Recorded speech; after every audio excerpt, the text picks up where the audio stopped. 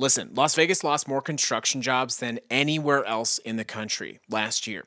It lost 11% of its total construction workforce. And construction is one of the sort of backbones of the employment architecture of Las Vegas. For context, that is a total of 8,600 jobs. That's 8,600 individuals. Those people have families, they have bills, they have mortgages, car payments, food, all those kinds of things.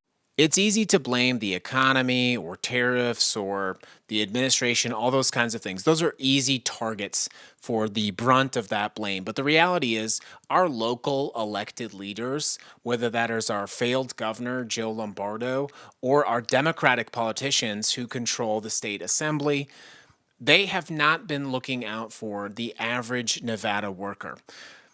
There was a time that I sort of jokingly said I wanted to run for governor, but the reality is I'm just not a good politician.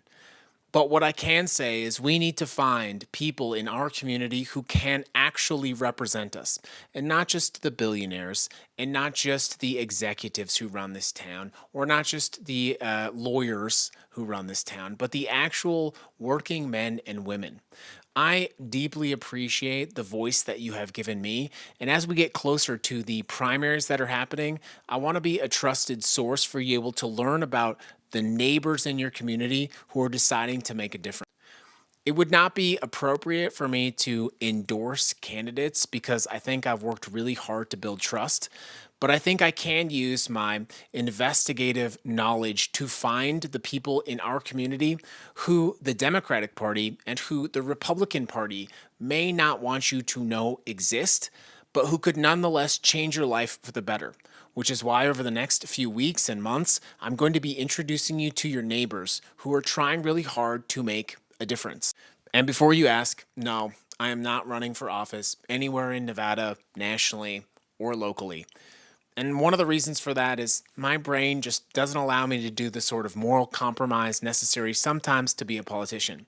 But that doesn't mean I can't speak the truth and help you find the men and women in our community who might actually make your life better. And then you can decide if those are people you want to vote for. The reality is, if you work in construction in Las Vegas, you got hit harder than anyone else in the country, and your elected leaders fail you. In particular, our governor, who has to be replaced. But he is not the only one. This is not about Democrats or Republicans. This is about you and your family, and you deserve better.